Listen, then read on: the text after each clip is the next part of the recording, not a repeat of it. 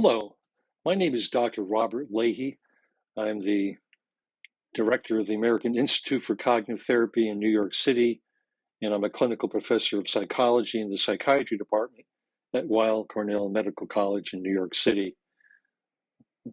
I'm the author of a new book called If Only: Finding Freedom from Regret, which I hope you have a chance to read because I think the book will be informative, interesting, and helpful, and will help you not only have fewer regrets or be less hijacked by your regrets, but I think it'll also help you make better decisions. In my book, the very first question I ask is, what good is regret? If you're like most people, you probably tend to view regret in a very negative light as an emotion that goes hand in hand with shame and disappointment. But it doesn't have to be that way. It doesn't have to be such a negative thing.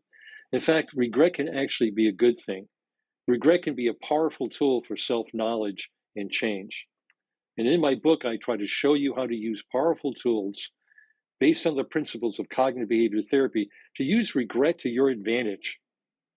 I also dispel some commonly held beliefs about regret, like these three.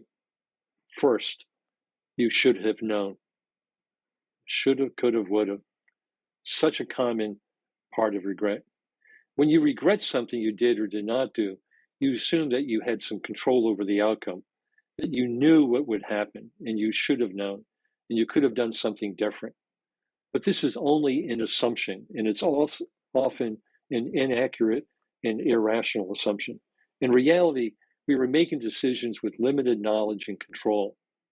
Remembering this is an important key to letting go of the self-criticism. The second thing that feeds regret is the idea that you are making it difficult to make decisions, is that you think, I have to feel ready to make a decision. I have to feel ready for this commitment. I have to feel ready to make this change. I often say to people, just imagine if you saw me walking up and down the sidewalk in front of my office. And you came up to me and you said, gee, Bob, why are you walking up and down? What are you looking for?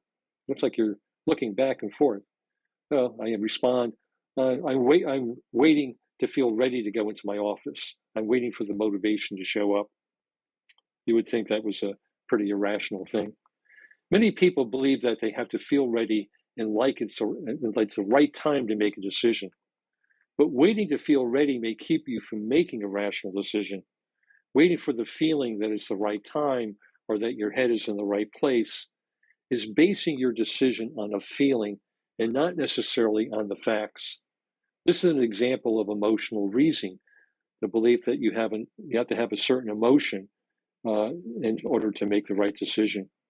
And keep in mind, as you're waiting, you're passing up opportunities. For example, a man who was waiting to feel ready to make a commitment might lose the opportunity to marry the person that he wants to marry because that person may have decided to give up on them. The third is what I call the myth of the Holy Grail, or the idea that you should lead an ideal life. A lot of us suffer from this idealization. If you're like a lot of people, you may feel that you should be happy all the time. Your relationship should be wonderful, and your work should always be fulfilling and never boring. This is called existential perfectionism, and it's a big part of why people feel dissatisfaction and regret in their lives. The truth is that there is no secret key to unlock a perfect life. Life was not designed for you to be happy and fulfilled. In fact, it wasn't designed at all. It's what happens to you, and it's what you choose to make happen for yourself and others that matters. Life is up to you and the choices that you make. Now, regrets are one part of a full life.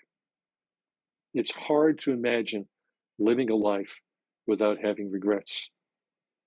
It's like having a full closet of clothes, and once in a while you try on the jacket that's filled with regrets, and this doesn't feel comfortable.